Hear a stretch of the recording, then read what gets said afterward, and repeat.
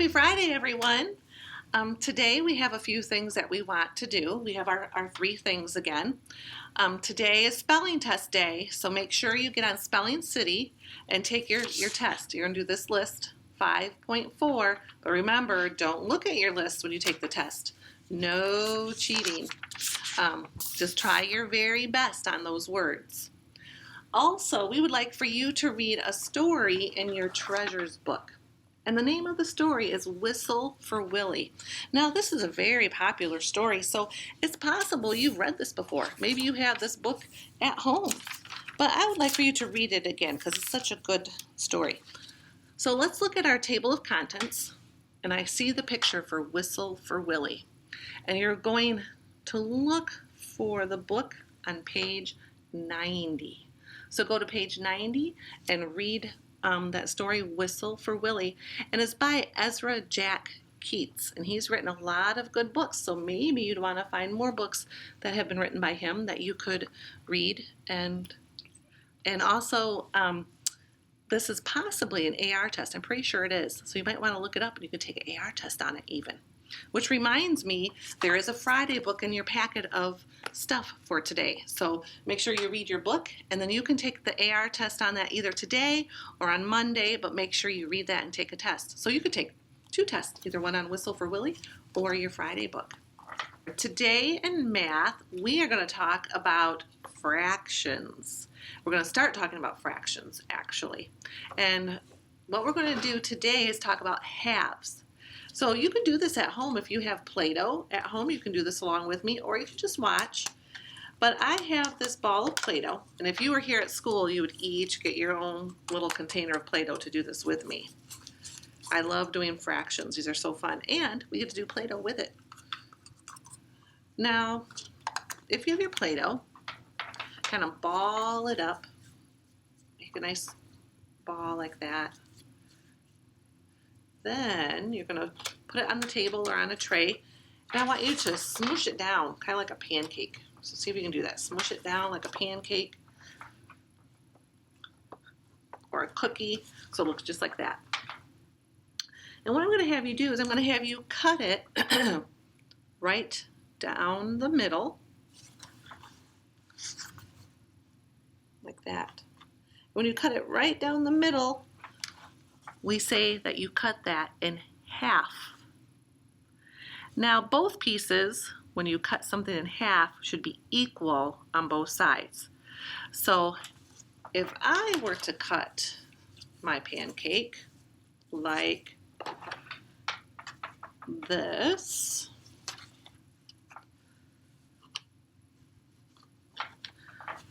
are they equal on both sides?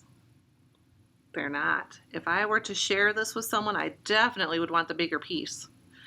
But if we're talking about cutting something in half, they need to be equal on both sides, so we both get the same amount. So let's try that again.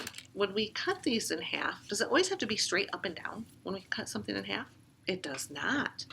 So if I wanted to cut something in half this way across, I can.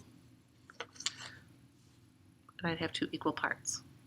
Or you could cut a diagonal, but just make sure both sides are equal. You could even cut it like that, kind of like a pizza. When you cut a pizza, you're going to cut equal sides, but you'll cut more because I don't think you would eat a half a pizza. Now let me show you different ways that we could say half. Now these are names, these are big math words. And it says name of one share. So here you can see my pancake or my cookie, and here I have a cracker. And I cut it in half. And see how both sides are equal? So I know that I have a half of a share on both sides. And we could call this one side, you could call it half. You could call it 1/2, or you could say there's 1 out of 2 parts. I'm going to eat 1 out of 2 of these parts of this pancake. Now, quite often, if you were to see half, you would see it written like this. Let me show you. If you saw this on a piece of paper and someone said, I'm going to give you half of my cookie, there would be a 1 on the top because you're going to get one of those parts. And then there's a 2 on the bottom because it's actually split into 2 different parts. So this is what it would look like if we were to say 1/2. Now in your book, I also have another poster that I want to show you. And this shows a pizza cut in half. It shows halves. And look at how they're cut equally on both sides. And there they show you 1 out of 2. So this is 1 part out of 2. 1, 2. This side is 1 part out of 2. So that shows you halves. Now in your math workbook, I want you to work on a page with me. So grab your math workbook, and we're going to work on page 160 together. So I'll give you a minute to get that. You can pause me and go get that book so we can do this together. All right. Now if you look on page 160, the first number says, show how you divided the pancake into 2 equal shares or 2 equal parts. So draw the pancake. So I'm going to draw a circle the best that I can. And show me how you divided it into 2 equal parts. Maybe you did your line this way. That would be fine. Or diagonal, but it should just have 2 parts. 1, 2. And they should be equal on both sides.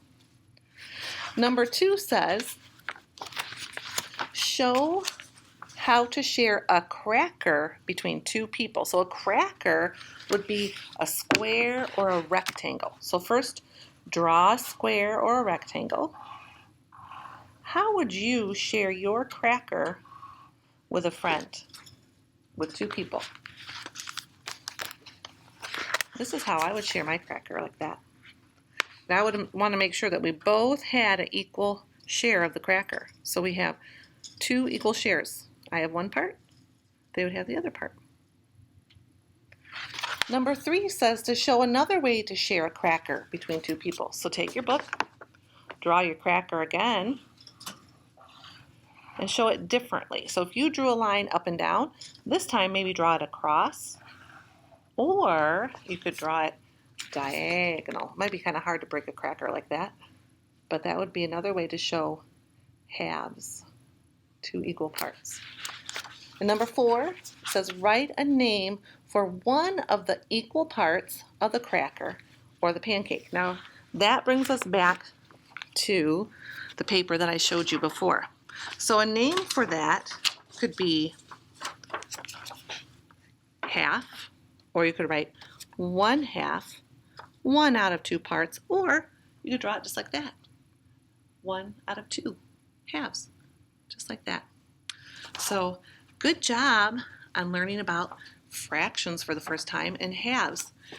Also, I'm going to have you do a work page.